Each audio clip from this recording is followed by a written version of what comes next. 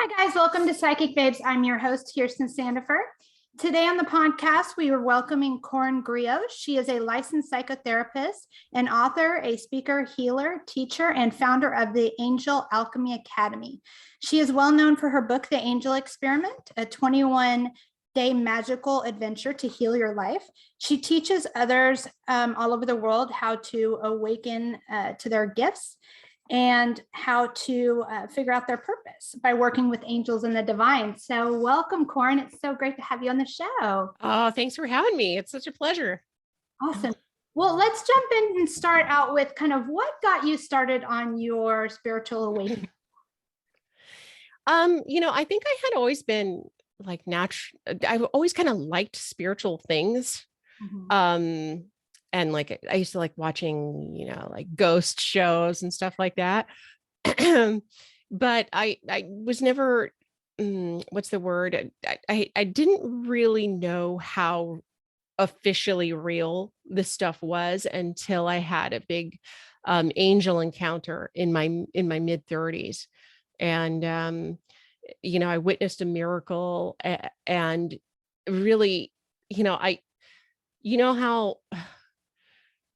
I hate to use this as an example, but, there's like before Christ and after Christ. Yes, before the major experience that changes your life where you can't unsee it. Right. Yeah. Or another one that I like to use is like before Oprah and then after Oprah. Like, the world changed after Oprah hit the scene and all of a sudden we know about our personal development and stuff like that. So that angel experience was kind of like a marker in my life where the life before that I had is so significantly different that it feels and seems like it was probably someone else's life. And I mean, part of it was because I'm a firm believer that part of us dies. The old part of us that wasn't so healthy or whatever. Yeah. Dies when we have our awakening. And that's the thing. I feel like I did die. And what's interesting is, my biggest prayer for most of my life, because I had a pretty rough upbringing and suffered a lot with depression and really not wanting to be here. So like back then, my only prayers were really like, okay, could today be my last damn day? Can it please, like, can a bus just hit me or like throw me a bone? Because I was never like, I was never, I guess, courageous enough to actually take my life, or like, I just never quite could get there. But boy, did I wish for it. And so, yeah, that day my life did end, but not in the way that I was praying for. Right. Yeah. Well, and you also, I mean, so much of your journey really resonates with me because I also went through a time where I was addicted to painkillers and things like that. And you went through a similar thing. And then after my awakening, it was just like, what am I doing? I mean, it just takes away all the desire to even, again, like we're saying, it feels like a past life. So how did that help you to get over those kinds of addictions and things like that? Well, I think, when you look at addiction, and I forget if I mentioned, I'm a licensed psychotherapist, but, and I was actually a licensed psychotherapist before the angels came. I was just drinking a whole bunch and doing a bunch of drugs and a therapist at the same time. I love it. I know, but you know what? I felt really proud of myself that at least I wasn't doing crystal meth, because that was like what I had done in my 20s, so I felt like, phew, I got my shit together. Switch to Adderall instead. Exactly. I switched to Adderall and, I'm just drinking a fifth of tequila every couple of days. It's not a big deal. But no, I mean, I knew I was like so fucked up. But it was just like, well, I had to be here and do something. So let's do something. So, addiction, really, a lot of it is like a craving for connection, trying to, or seeking, I don't know, finding that connection, alcohol commonality with something or someone. Yeah. Just, so it's like this emptiness that we feel, it just medicates some of that. And so with that, when the miracle happened in my heart and everything kind of opened up, it's not like I was like clean that day, but it was like I was just more attracted to things that like opened my heart. more. So it almost like it started taking some of that attention that I was giving to the drugs or to the alcohol and directing it towards things that were beautiful and, lifted me up. And then I also had this new voice inside of me. It probably wasn't a new voice, but it was like the first time I was actually really able to hear it inside of myself that was kind of positive and giving me hope and helping me kind of dream different dreams for myself. But I stopped waking up with that heaviness on my chest, that like dread. And I think that really helped. And as far as like, the addictions, I feel like the addictions, they still kind of like want to dance with me. So this activation happened for me. When was this? This probably about 12 years ago. Mm-hmm. So, I've gone through a lot of cycles since then, and those addiction demons still come back. Every once in a while, I will play with them. Yeah. But having the support of spirit there and really the life that I have now, there's like, I actually feel like I have something worth living for, which I never had that before meeting the angels.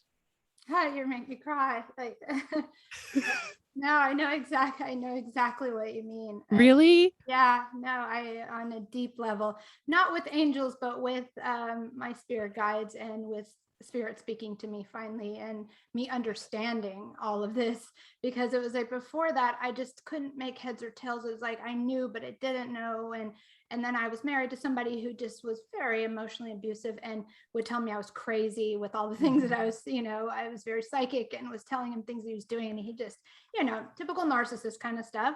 And Yeah. so that makes, that's difficult. But once I got out of that, and that leads to my next question. Why do you think it's during trauma that we tend to have these experiences that really kind of pull us out of it? Yeah. Sometimes it doesn't happen like that. Sometimes I think for me, well, let me just feel into this one because I feel like spirit wants me to answer this a specific way here.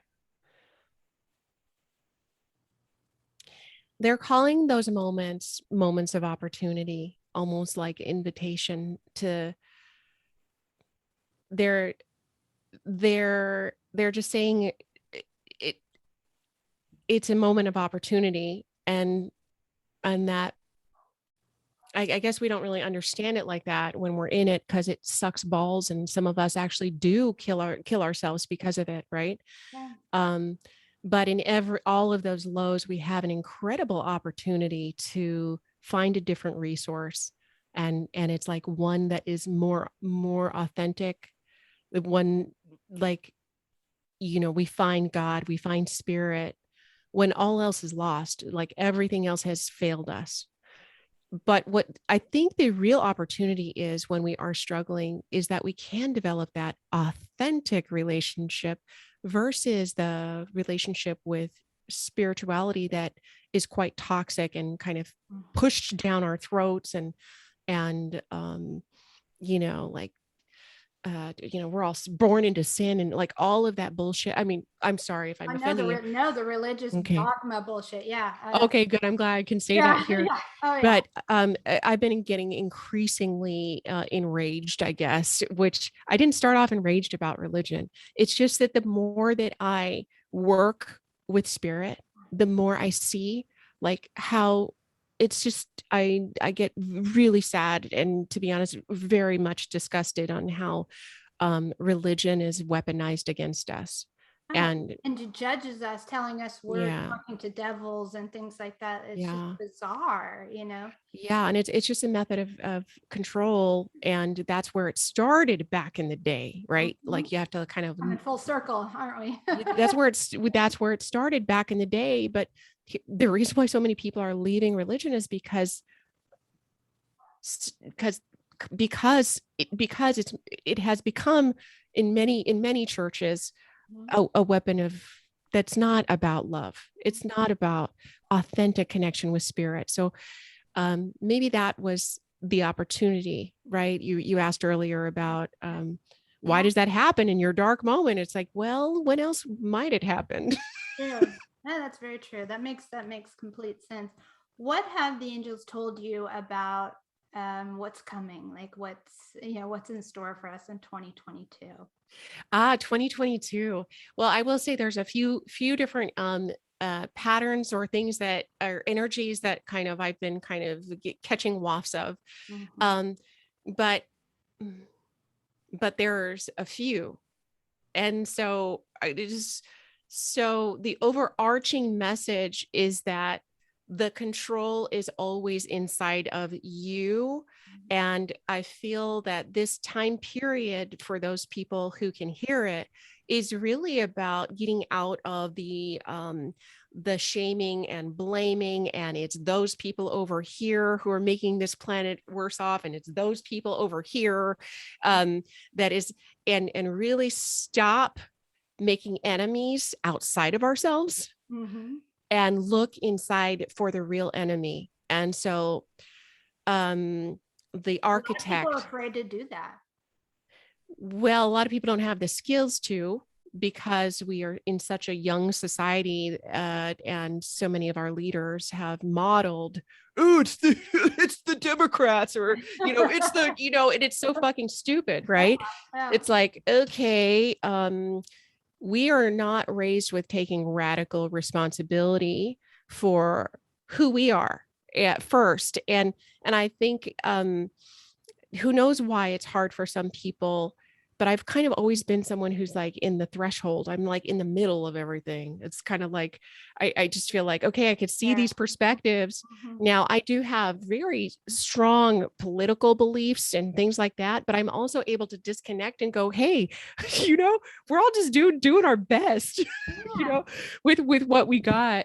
But yeah, what I love about, the spirituality that works for me is really always looking inside first, making the shifts inside.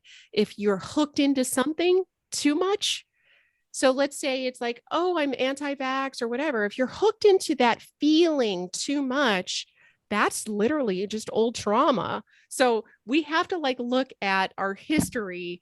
I think right now, that's what the directive is that I've been hearing, at least for 2022, is the people who are going to really rise are the ones who are taking personal responsibility for how they feel in the world, looking at their trauma, trying to unhook from it. And again, de-traumatizing, releasing the trauma that we've endured, not just in our life, but the last 2 years. And so I feel that angels always give us, or spirit's always giving us like a blank slate.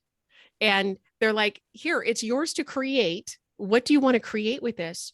But those of us who get stuck in butthurt alley and stay there, can't move past it. So I feel that there's great, incredible expansion and opportunity for people next year.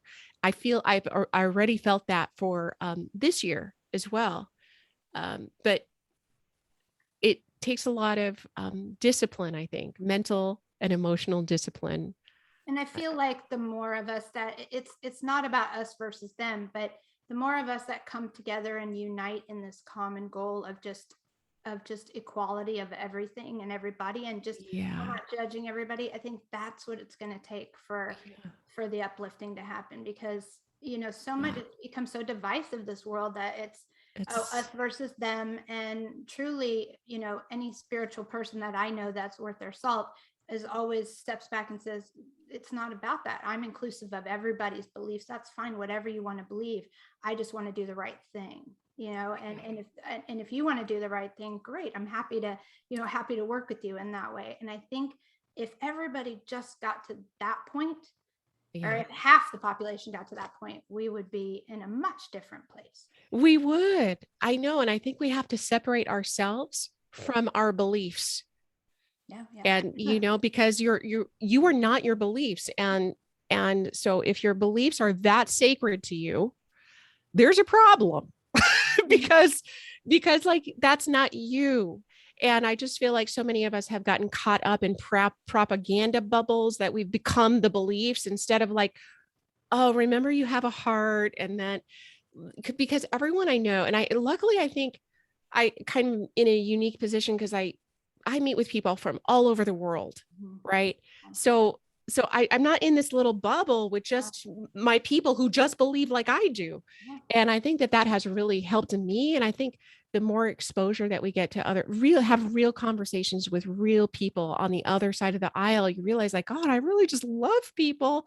Okay. They might believe this really whack thing, but fundamentally we're just doing the best we can. Yeah, exactly. I lived in Germany and in Ireland, so I have that ability as well to see things from a different perspective. And they look at us, kind of some of the things we do, and they just go, okay, whatever. But like for example, in Ireland, they pick up hitchhikers. It's like not a big deal. It's just a normal thing that happens there. And I almost had a heart attack the first time my friend did it, and he was like, "What do you mean? Like we help people here?" And I was just like, wow. I mean, I just step back and go, oh my God. Okay. Yeah. Exactly. And again, I think that's, I just want to say like our country is a highly traumatized country and we behave this way with our paranoia. So our paranoia and all the like deep conspiracy theories and all of that, I feel like so much of that is coming from a place of trauma. It's coming from like, whether you trust or distrust life. And I think that's why I think like all of us have to like really look at where we're hurt and do that work so that we unplug from the propaganda machines and come back into love for ourselves and life and each other and find like-minded people who are committed to loving each other despite the differences. And on that note, kind of what's coming for 2022, one of the amazing things I think about angels is they're accessible to anybody. It doesn't matter how much money you make or what you do in life, they are accessible. You just have to invite them in, right? So what do you think the manifestation energy, because I know 2021 was all about very much the limbic system and then putting action behind it. So is 2022 going to be different, or how is that going to be? Oh, interesting. It's so interesting because I'm doing an event in a couple of weeks about this, but I haven't like quite finished my kind of approach. But again, I feel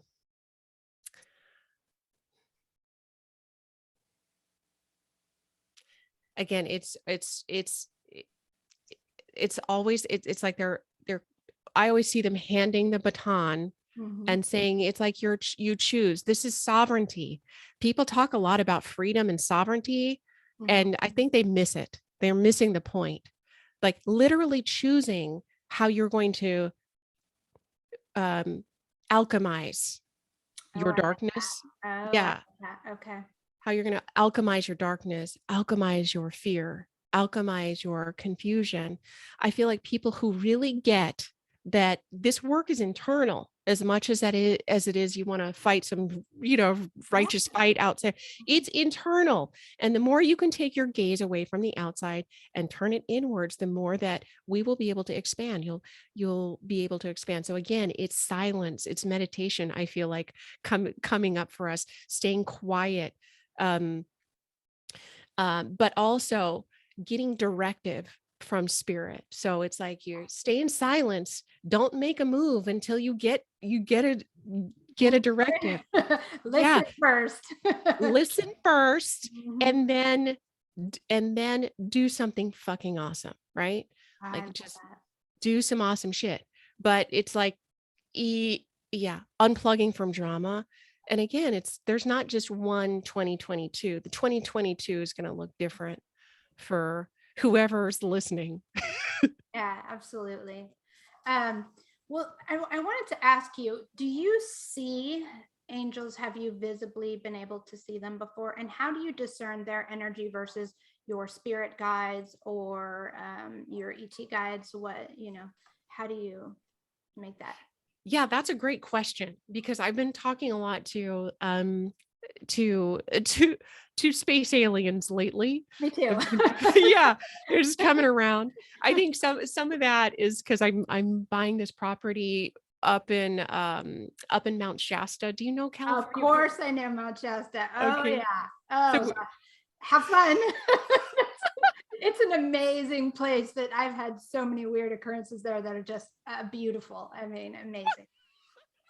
I know. Look, I know it's like this, like, super hot spot for spiritual folks. And I tend to like avoid things like that, because I'm really kind of grounded and let's just get our work done, people, and just get off. It's a beautiful area in Northern California. It's beautiful. Spectacular. Yeah. However, I asked Spirit. I was in Peru. I was leading a group down to Peru, and we were doing medicine ceremony. And I asked the mountain spirit there to find me a nice mountain up in California so I can bring people to. We could do some healing because I love mountain spirits. Yeah. And so this property kind of came around, and I was like, wow, well, you can't get better than a mountain spirit. I mean, this is like the best mountain spirit maybe in the Western Seaboard. So I went up there, and I forget why I'm telling the story, but aliens. Okay. Discerning. The alien contact started happening before I went up there. Right. But I was like, hey guys, what's up? So what are we talking about today? And so how does it feel different actually when they're not quite as effervescent as like an angel energy would be for me. I'm kind of like a feeler. Yes. So when an angel comes into the room, it's like I feel like, oh, huge heart expansion. With the aliens, it's like the ones I've been talking to, still really positive, very full of love, a little less effervescent. A little less like a wing is like making my skin tingle. Yeah. But the activity has been kind of upticked a little bit since I've been working more with the powers that be at Shasta and with Shasta, which is just so. I also think it has to do with the energies coming in right now are just very galactic. Yeah, big time because of all the different things going on. So yeah. They're needed. Yeah, exactly. I mean, I've had contact here and there. My first contact happened when I was 18 or like around 19 or 20. But they're definitely coming around again. And actually a lot of the channeling that I'm doing and work that I'm doing and things that I'm doing for the offerings that I'm dreaming up in the future has a lot to do with this galactic energy that's coming in and really trying to navigate and help other leaders kind of synthesize this energy and lead from the new transformational energy that's coming onto the planet. I love that. Now, this is a question my listeners wanted me to ask. Have you, or how do they speak about the fallen angels? Did they explain that to you? Have you gotten any communication about that? How did that happen? What does it mean? Is that story correct? What the whole shit, I guess. Okay. Before I answer this question, I want to say that I am one person and I do not have an authority on our history on any level. And so I don't want anybody to take this as truth. I want them to listen to it as if like, well, that's a cool option, and then decide for themselves, right, later. And that's how I generally work with spirituality anyways. It's like, well, it's all, and channels we're all fallible, right? Yeah. And nobody's answer is right for everybody. So just, discernment, guys. But yeah. And also with this particular question, there's so many layers to it that there's not one right answer, no matter how we would answer it. Right. Yes. So, but yes, in the beginning of the work that I did, when I started working with angels, the angels I encountered angels first, right? So I wasn't looking in books or anything. And then I started slowly doing sessions for people because they would come into my psychotherapy. The angels would come into my psychotherapy sessions. And then I was like, I didn't know what to do. It's kind of awkward because I'm trying to be all traditional therapist and like the angels are coming into the room and I know, so awkward. So after I got over my angel shame, I started talking about the angels in my sessions. And as I started, and so the angels would do healing, for this person, and I would see, darkness around this person. Or every once in a while, you'll see like a dark energy or whatever. So I started believing in the dark because I started seeing the dark, and going, oh shit. Okay. So, but then, work with Archangel Michael, clear it up. It's not a big deal. So I do believe that there are entities out there that are doing their best to disconnect you from source, right? But I also believe that we hire them. So I don't think of them as evil. I think of them as being hired by yourself or someone perhaps that has thrown a curse at you or your family over the last 1,000 years. And wherever Okay. there is light, there is dark. So it's just. Yeah. And I know this is going to sound weird, but I have a great fondness for both angels and the dark. I understand that. Do you? I mean, I'd have never really said that out loud publicly. Nobody gets it, but you have to understand the dark in order to understand the light fully, and you have to respect them both in order to truly be a light worker. I believe that. Exactly, and I think by opening up my heart to all of it, right? Not just the pretty stuff, but like, okay, well, this exists too. So what's really going on? It gave me a more objective window to look at this stuff.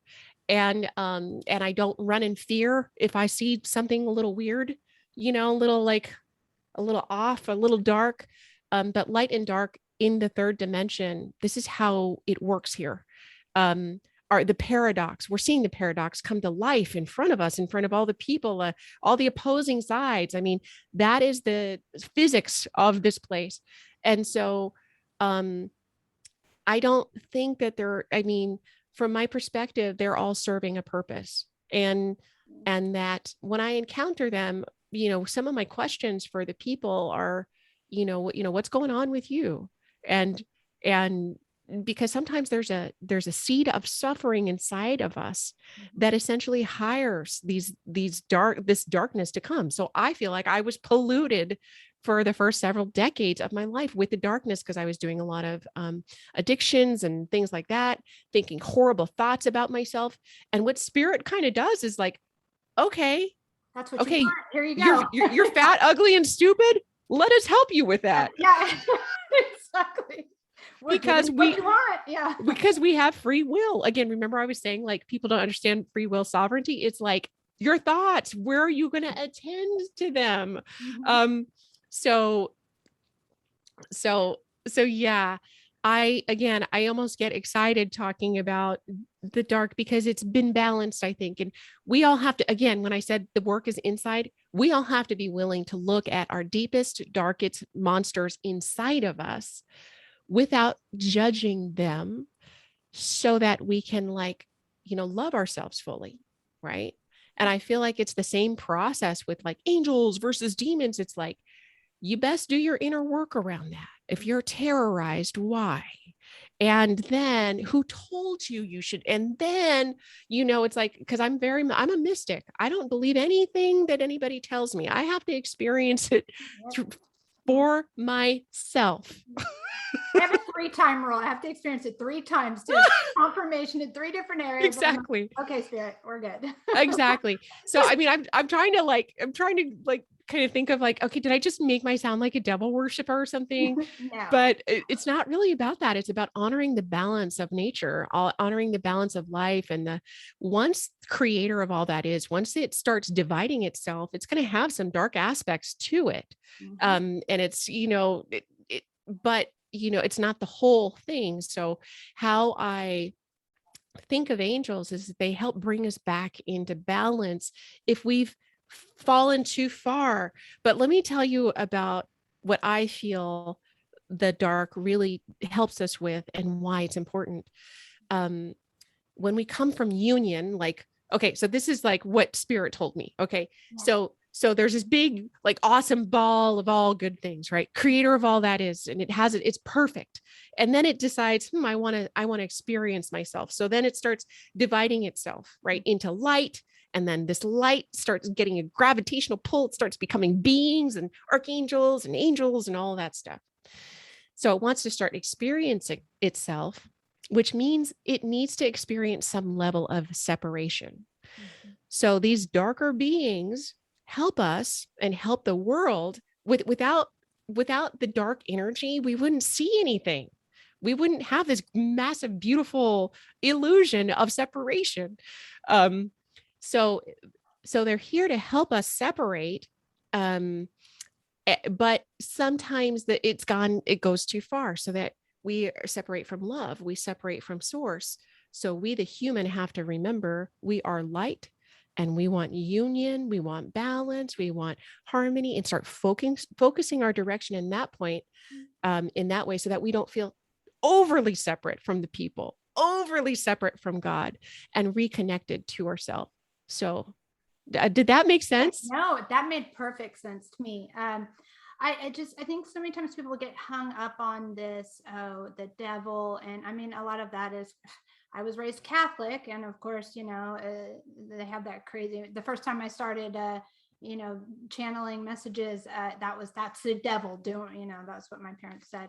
They've since changed their mind, thank goodness. But, and so I think people still think the devil is this, horrible, evil thing. And I have a different view of it as well. What's your view? My spirit has told me that it is just that there's opposites, there's different ends of things. And then there's not that there's good and bad, it's just the different part, it's the dark of it. And it's also, and we have to integrate all of those parts and love all of those parts in ourselves in order to be complete.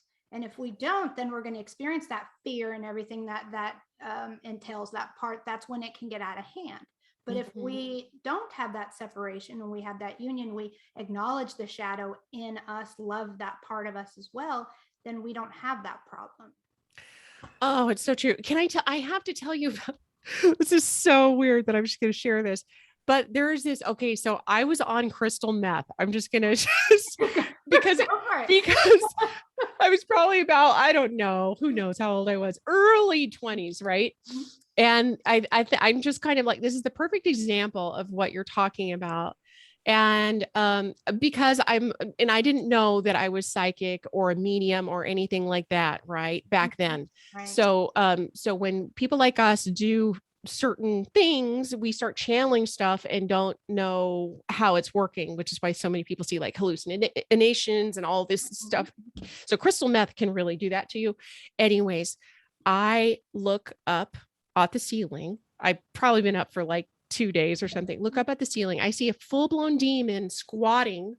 And it's like the first time I saw a demon. You're giving me the chills right now. I would tell you a story when you're done, but go ahead. This is very synchronistic right now. Okay, good.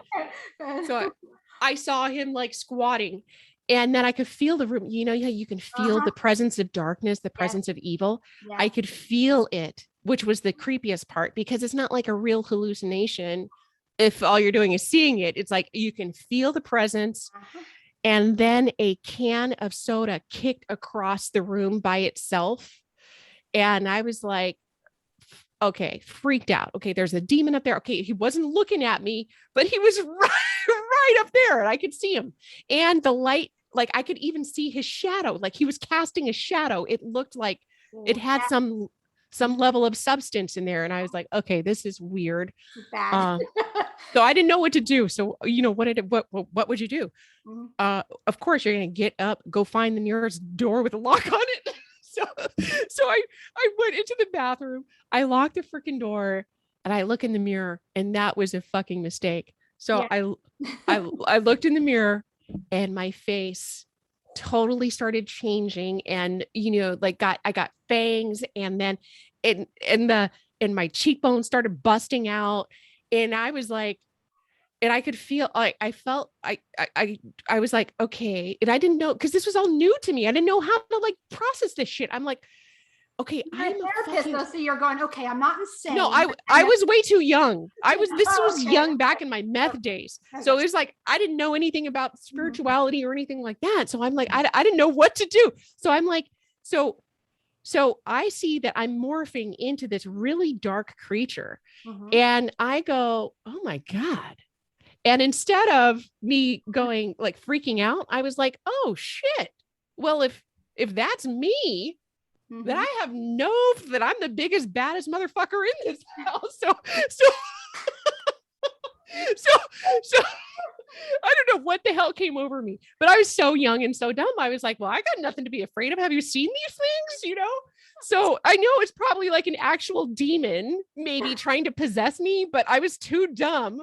So I thought it was me. So then I wasn't afraid anymore. And I'm telling you, as soon as I stopped being afraid, I'm so gone. So I walked back into the room, the demon's gone. And I was like, all right, me and my fangs, I'm sporting my fangs. But I mean, but like, I chalked it, of course, like it's like a drug induced thingy. Right. So I, the next morning I was like, well, that was interesting. But the thing is like, I was so traumatized back then. I had so much fear in me back then that really that was you. That was your projection. That's what I'm saying. The projection of my own power was so fucking dark because I came from trauma. I had incredibly horrific experiences happen to me as a young one. So myself was full of toxicity, full of fear. And I feel like that was the projection. And so when I saw my own dark power, I was like, well, okay, I guess I got nothing to worry about. That's hilarious. Can you believe how stupid I was? No, that's brilliant, honestly, because fear is what they feed off of. So it was like, well, crap, this isn't going to work. So might as well move on. I know. I was like, I'm digging this makeover. Whatever you guys are doing. Yes. When you started to tell that story, the hair stood up on my arms because this is such a synchronicity. When I was, I was in my senior year of college, I took a parapsychology class at TCU, and we had to go explore a haunting. So needless to say, I didn't know anything about spiritual protection, and our teacher didn't teach it, yada, yada, yada. So this is when, in my days, when I was taking pain medication quite a lot. And same thing, laying on my bed, look up at the ceiling, there was a demon crouched, just like you were saying. Same thing, not looking at me, but crouched. Shut up. I swear to God, this is why this tripped me out. And I've told the story on another podcast, so I will send it to you so you can. Holy crap. Exactly like that. But I bolted. The first thing, and I was in my pajamas, I took off to my parents' house, like, But I stopped to get some food because I'm in school, I was getting my degree in psychology. I'm like, okay, doing checks, maybe my blood sugar's low, something's crazy here. So I stopped to get food, and I literally paid for my food, and then I'm waiting because this was at Whataburger, and back in the day, you had to wait forever to get your food. And I look in the mirror, and again, like just like what you said, I morph with the fangs. Stop it. The main thing I noticed, I swear to God, that I was out of there. I just and took off to my parents' house. So yeah, I mean, it very much, just like you said, that stuff is inside of us, and we project that out. That just made that very clear to me. I mean, very clear. So sorry, I just had to throw that in because that was so bizarre. Can you believe it? I know, because you're psychic, right? So that shit's going to happen when we're kind of like a little off. Yeah. And so I was like severely off. And so that little demon was like, it's my turn to come out and play.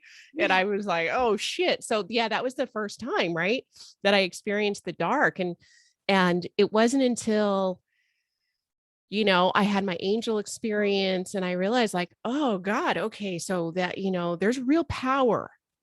There's a real spiritual power there, and it's up to the medium to be able to really channel this. So it's almost like, so much of my fear got transformed, and then I'm able to like experience, maybe it was the similar energy, but in angel form, right? It's like, who can explain it? But that's why I'm saying spirit is really stressing.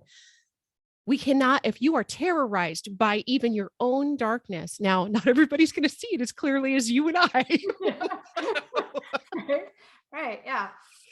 But let's imagine that inside of us, there is a sinister beast that is kind of in there, but it's not the devil. It's all the fear that we have collected, that we have been, in a way, pushed down our throat to believe that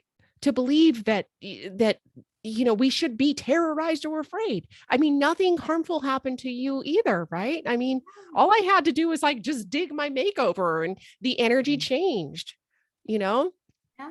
I mean, and I think that goes back to shadow work. You really have to do that work. You have to do the work in order to, or you will be terrorized by these kinds of things. I mean, it really does work that way, especially if you're intuitive. I have a client who consistently thinks somebody is going to curse her, she's going to be attacked, and guess what happens? Yeah. And so Yeah. it's like, we have to work on, getting to that place of where she loves the darkness in her. And because it's not dark, it's just the fear around everything we've been taught. But to love that is to free yourself of all of those things. Exactly. And really just by bringing a little consciousness to those places inside of us.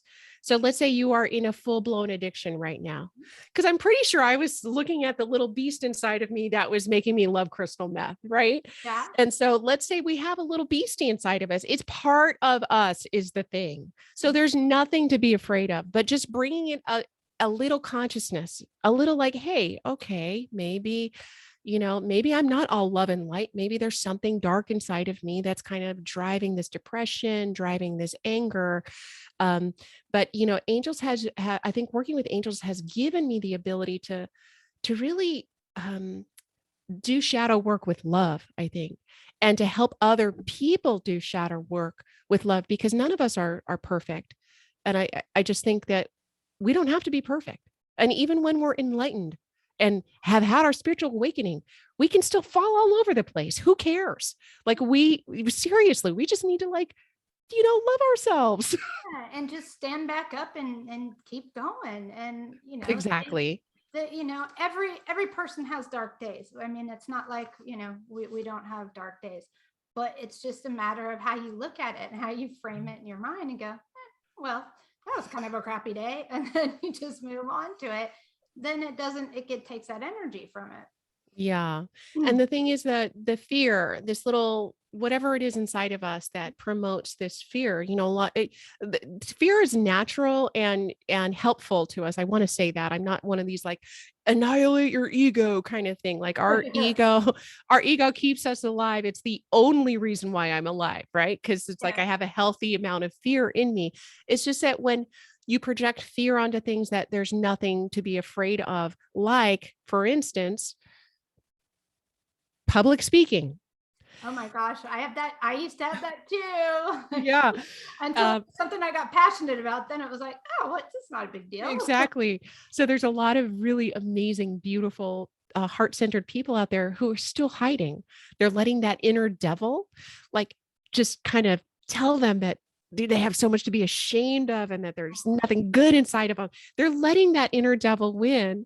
And I'm sorry, but if you think Lord Satan's going to show up like at your front door, knock on the front door and say something sinister to you, like, hey, don't, what public speaking is not your thing. Like, that's not how it works.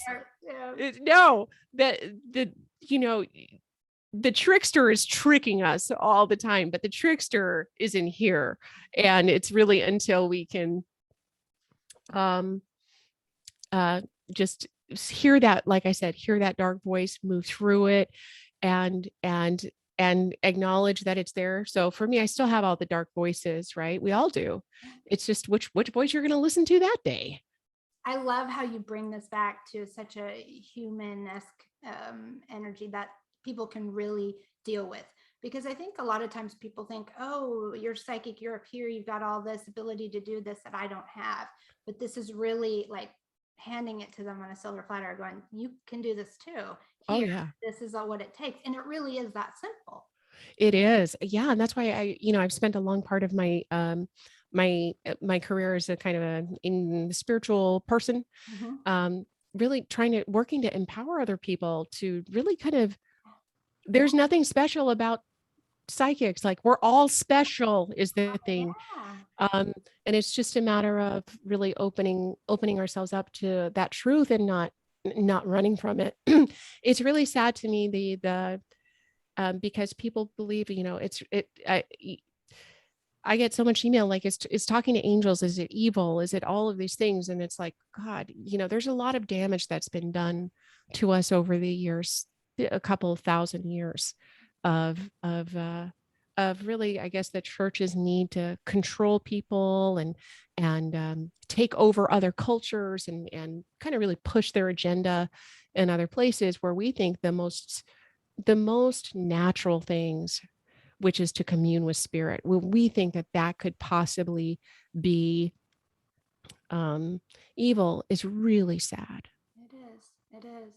Yeah. And it's you've done ayahuasca ceremonies before, correct? Oh yes, yeah, psychedelics are a huge part of my life, and I'm actually a trained psychedelic therapist. Oh, wow, awesome. Yeah. Well, it's funny because when I was speaking to this woman about I'm going to do ayahuasca ceremonies. That's evil. That those are dangerous drugs, and Yeah. they aren't drugs. They are medicine to commune with the divine. And she stopped in her tracks and literally was like, "What? That you're crazy? Like you've lost your mind?"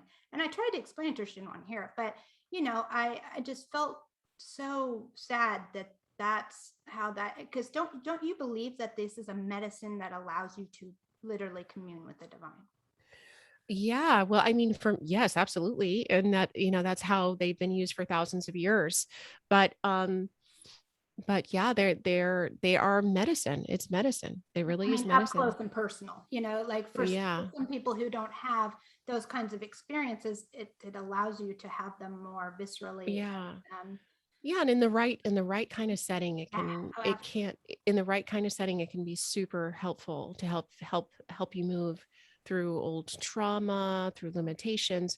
But they're teachers. So they the way that these plant medicines can teach us and instruct us is so powerful, and it's so life-changing. I mean, that's so why I love, I mean, psychedelics and angels, those are my things right there. There's a few other things, but psychedelics and angels. Yeah. I mean, but I also want to say it's not like a magic bullet with the no, psychedelics, no. because there's a lot of, Dangers and inherent risks in them. Yeah. risks and dangers, and finding safe people, or there's a lot of predators in the world that pretend to be nice people, and so I just have to say that out loud. um Everybody, if you go to a shaman who's been trained, do your homework in that realm, and really, because it can be a bad thing. Unfortunately, it's sad that we have to live in a place where that's even a thing, but this ain't no Ireland. yeah, exactly.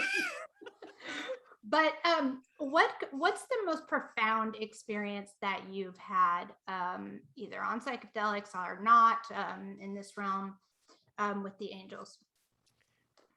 Gosh, this is like 12 years of information I have to mine right now to really think about. It's all Just so good. whatever comes off the. There's some really good ones. Oh, an interesting, as far as teaching goes, right? And how they can teach you.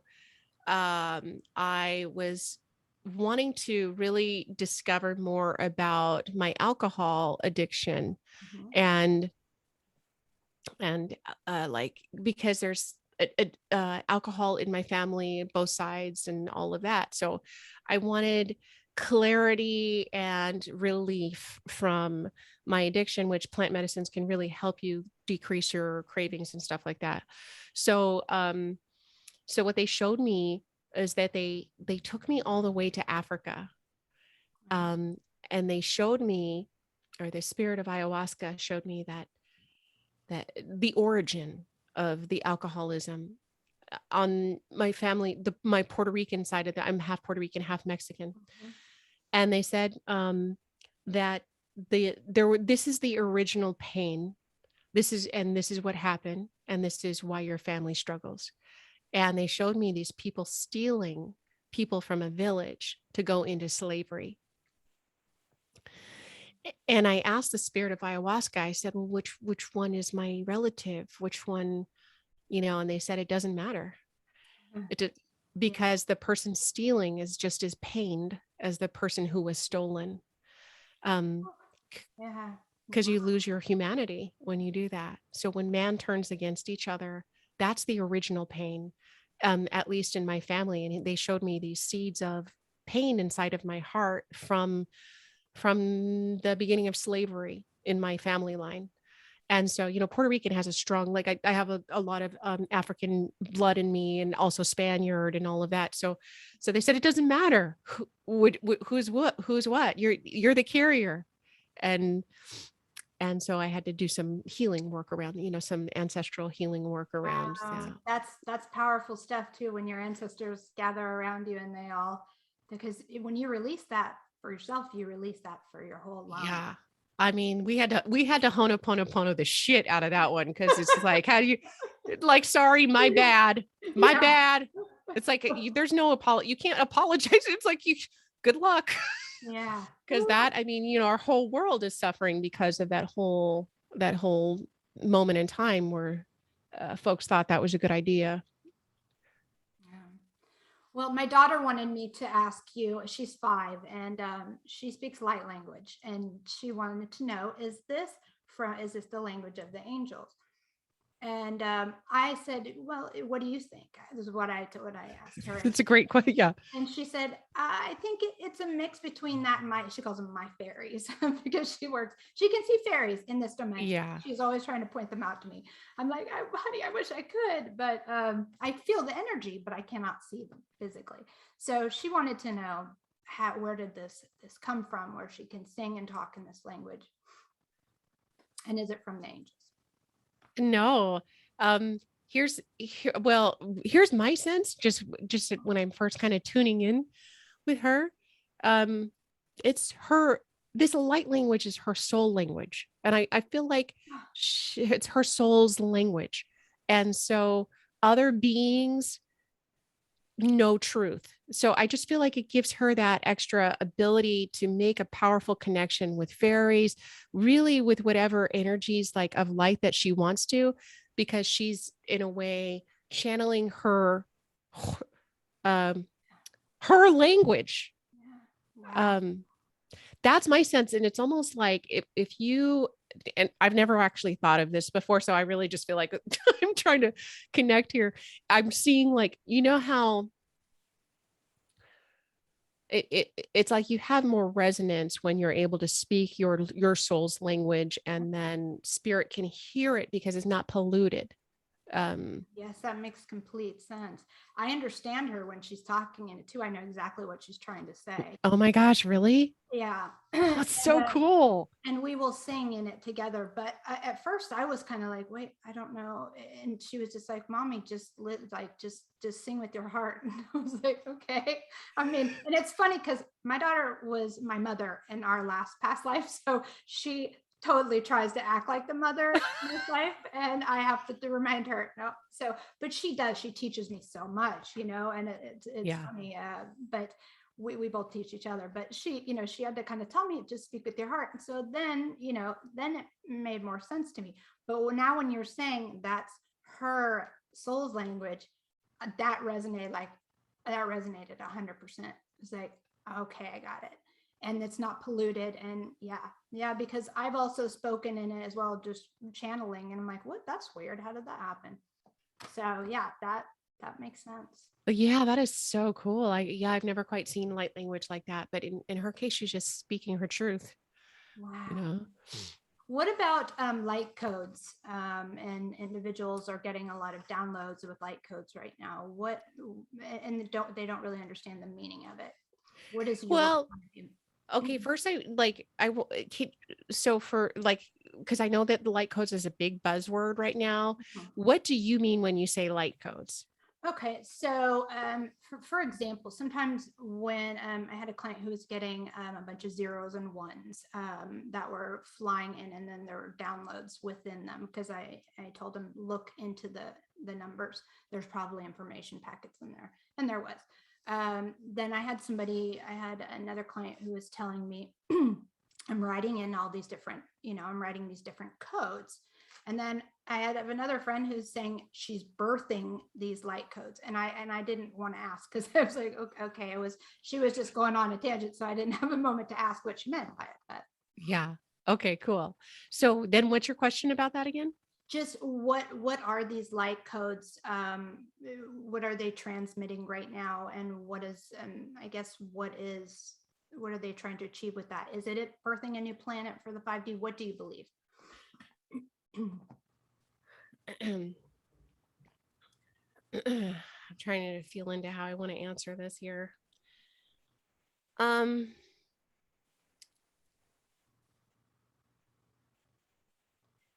I know there's a lot of talk about, 5D and all of that. I think as I answered this, I also want to say that there's a lot of people getting so lost within the 5D, so lost with the codes, so lost. So I just always, like, when I encounter people like this, I always want to invite them to not put all their energy towards that and to stay grounded, to stay in this world, because that's where the magic happens. This is I wanted to ask you this question because of that. Yeah. Oh, okay, good.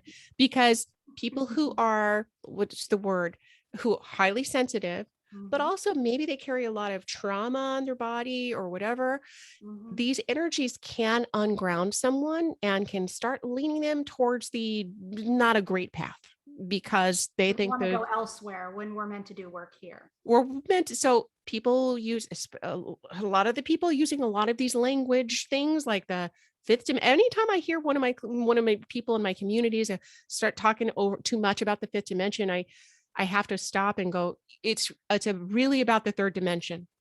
Right now, you might be tapping into this stuff over here. It's an infinite universe, but if your life on the ground is misbehaving, it is like, is fucking crumbling, get out of the ethers, come back into your life, back into your body, eat a fucking roast beef sandwich, drink some whiskey, do whatever you can to lower your frequency so you can be back here and manage your life. And I'm saying this now, Kirsten, because literally just yesterday, was it yesterday? I've been working with this CEO. He runs a big, beautiful company. He had a spiritual awakening at the beginning of the year, and has been like channeling and getting super into it as it happens, right? It happened to you. It happened to me. But has a family and a son and all this stuff. When I first started talking to him, and he was like, okay, I want to channel this and I want to talk to this and that a little. And I was like, I felt into spirit. And then they put the brakes on. They're like, there's no channeling with this guy. Do not channel with him. You're going to specifically just ask him about his life, not his spiritual life. And so it was like, hey, how's your business doing? Well, we haven't been profitable over the last 5 months. How's the marriage doing? Well, she just really hates me right now. Okay. And I'm like, okay, this is why it's imbalanced. Come back into balance. And so, he's like light codes and all, and he's like, oh, I just was, he was in his mind helping the ascension along. And I was like, as you do that, your real life's going to crumble. Right. So anyways, so that's where I had to go with him. And I felt bad because I wanted to I wanted to do the fun stuff with him, but they wouldn't let me. They're like, do not, there's nothing. Don't talk about guides. Don't talk, and I'm like, okay. Down, there's no getting that information. You're like, I know. So I had to give it, and I do a lot of business coaching. Yeah, so then we just shifted into like real world, like, okay, you need action steps. You need, this is what, so we started doing that. And he kept listening to his fucking guides, okay? And kept listening, and eventually invested without his wife's knowing, because his guides told him not to, invested $500,000 in crypto. And the crypto market started to climb, and he was stoked. And it was like, okay, great. Glad that intuition was great. Okay. And then, I just talked to him yesterday, and they had just lost $1 million. Lost as in gone. And so that's why it's like, when I just have to, I feel like I'm probably like the only spiritual person talking about like, don't go there right now. No, you're not, because I think a lot of people get so lost in their spiritual journey, they forget about what's going on here. Yeah. And it's like relationships get ruined.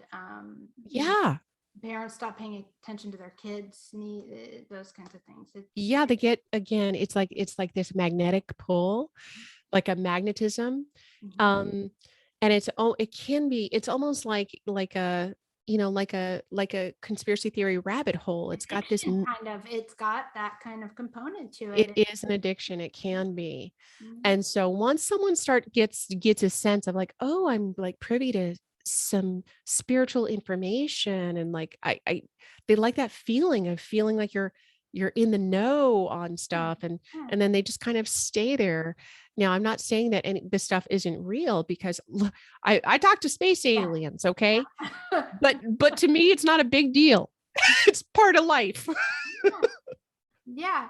And I'm hoping for everybody it gets to that point soon too, because but because it's such a weird time on the planet, it's because of all this like compounded trauma that we have because of COVID and because of all the things that are happening.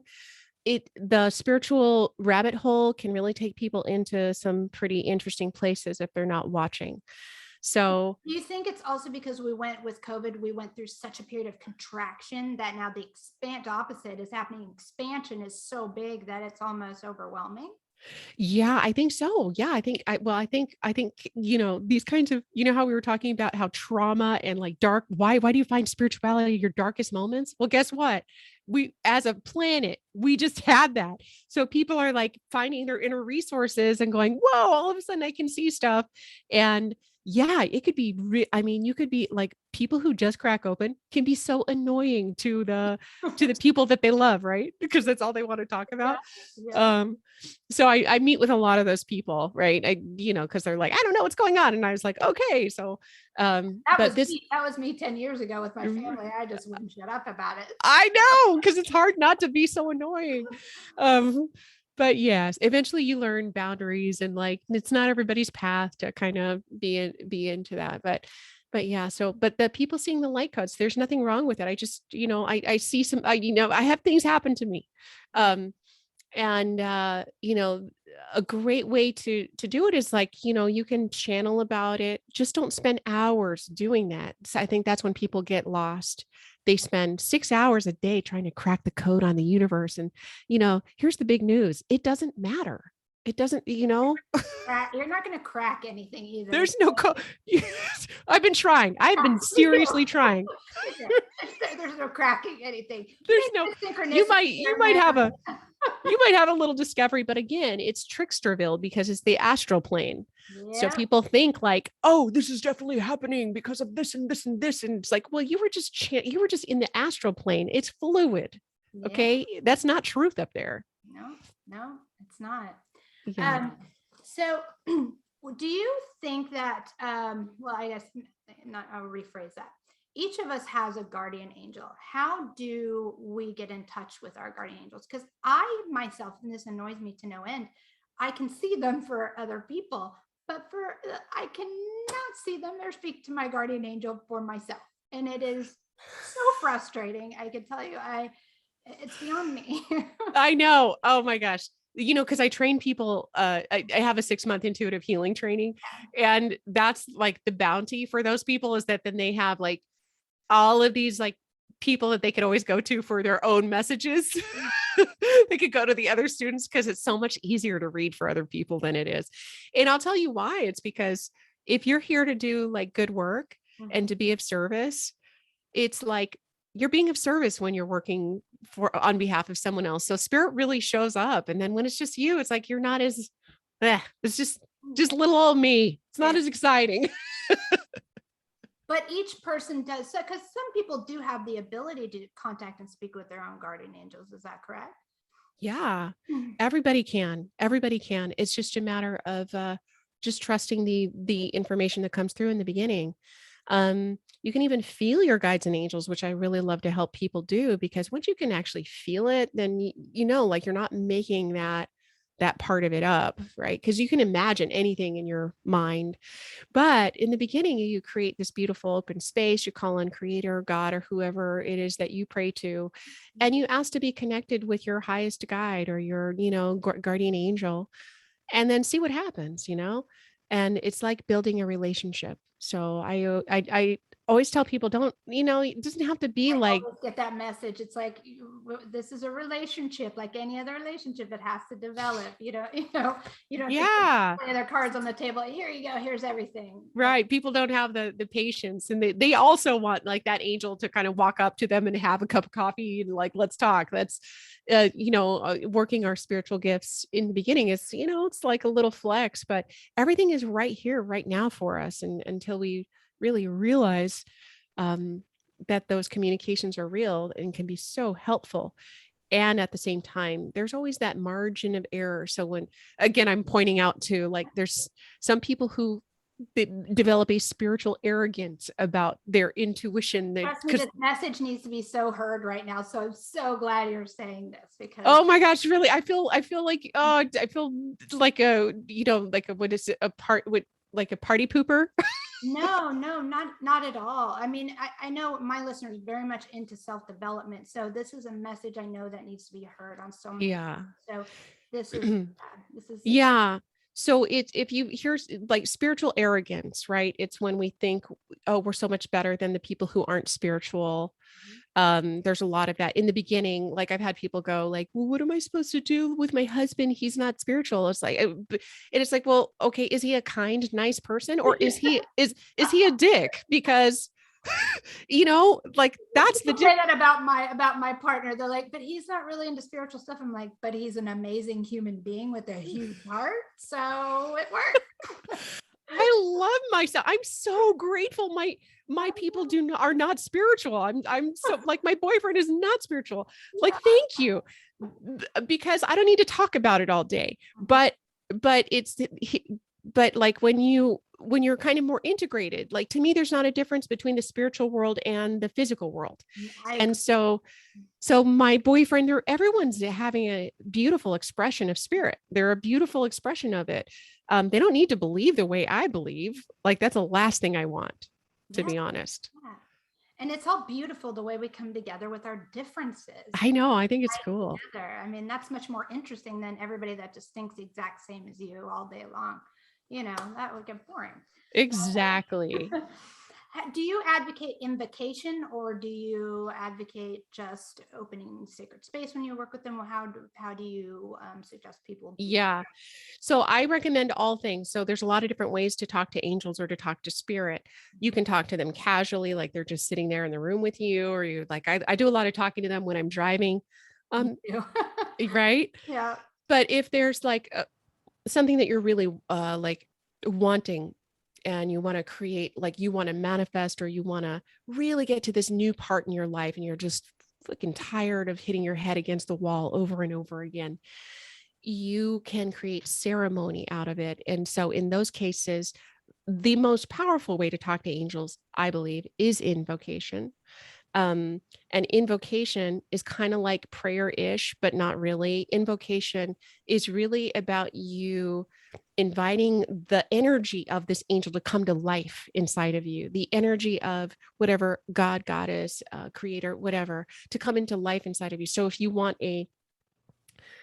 let's say that you are full of fear and you're about to get on stage and do that speaking gig, that's a perfect time to do an invocation with Archangel Michael. Yes. So an invocation, it can be just made up, but it's like, I call on Archangel Michael. Dear Archangel Michael, come inside of me and help release me from the bondage of this fear that I feel. And you want to just wait for it and just like imagine that he comes, and with invocation, the way that I like to do it, I wait until I feel a shift or a change. Whereas with prayer, you're more like begging for something to happen. Like, please help me. And with do you feel the energy move inside? I kind of feel this like vibrational shift, like yeah, like a little. Yeah. Okay. Yeah, if you can feel it in the beginning, it might be hard to feel, but you can, depending on what kind of medium you are, you're more visual, or you can sense, or so you just kind of like, you can imagine the angel coming, doing its thing, and then leaving, or you could just like imagine, like just feel how you feel, check in with creator. Hey, has the work been done? Has it been done? So you always, what I love about invocation, it's about embodiment. Yeah. And Archangel Michael always shows up. I mean, he always, like, he's a faithful, and every time I'm doing a healing, I'm like, can you come in here and help me with this? Boom, exactly. There. So yeah, they are, and I think, I don't know if you know the shaman, Anthony Villalobos, but he always says, spirit will always show up for you, but you have to make sure you're showing up for it. Oh, so true. We miss it. We miss it half the time. There's little miracles, little breadcrumbs, little signs that they're giving us all the time, but we're so caught up in Butthurt Alley. We don't see it. We don't notice. And so I think that's most of the work is just opening your eyes a little bit more, right? Slowing down, paying attention. And I always ask my guests, this is the last question is, what is, if you had one sentence, couple words to say, what is your advice to humanity? Oh, that's a really good question.